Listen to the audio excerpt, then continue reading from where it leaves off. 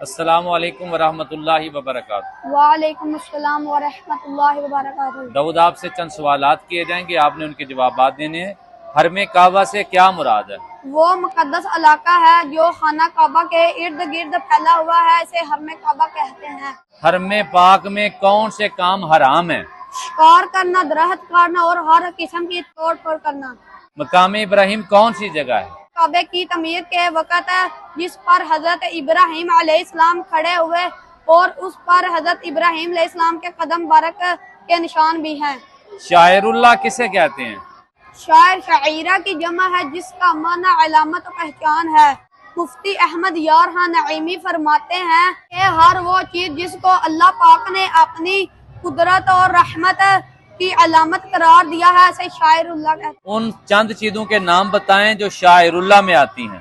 کعبۃ اللہ، حجر اسود، صفا مروہ، آب زمزم، مسجد اقصی اور قربانی کا جانور۔ کیا مسجدیں بھی شاعر اسلام میں سے ہیں؟ بلا صبح مساجد دین اسلام کے شاعر میں سے ہیں۔ اوس و خزرج قبیلے جن کی آپس میں اسلام سے پہلے جنگ ہوتی رہتی تھی، اسلام قبول کرنے کے بعد شیر و شکر ہو گئے تھے۔ ایک دن ایسا کیا ہوا کہ پھر سے دستوں گرے باں ہو گئے؟ ایک یہودی شاس بن قیس نے سازش کی کہ کسی کو کہہ کر پرانی لڑائیاں یاد کروا دی اور تحش دلایا۔ سورہ آل عمران کی آیت نمبر 100 میں اس کی طرف اشارہ بھی کیا ہے۔ جب یہ دونوں قبیلے دستوں گرے باں ہوئے تو کس نے ان کی لڑائی کو روکا اور دوبارہ صلح کروائی؟ حضور صلی اللہ علیہ وسلم تاجدار مدینہ خود تشریف لائے۔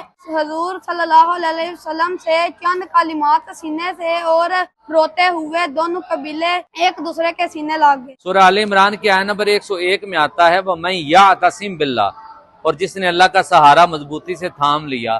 اس سے کیا مراد ہے؟ اللہ کے سہارے سے مراد رسول اللہ صلی اللہ علیہ وآلہ وسلم اور آپ کے دین کو مضبوطی سے تھامنا۔ اللہ سے ایسے ڈرو جیسے ڈرنے کا حق ہے، اس سے کیا مراد ہے؟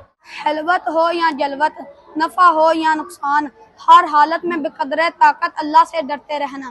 سورہ آل عمران کے آیت نمبر 103 میں فرمایا گیا کہ اللہ کی رسی کو مضبوطی سے تھام لو۔ اللہ کی رسی کون سی ہے؟ مسلم شریف میں ہے اللہ کی رسی سے مراد قرآن پاک ہے۔ تفرقے میں نہ پڑو، اس سے کیا مراد ہے؟ اس کا مطلب ہے جھگڑوں، اختلاف و انشاءات سے بچیں اور آپس میں اتحاد و اتفاق میں فروغ دیں۔ شاباش۔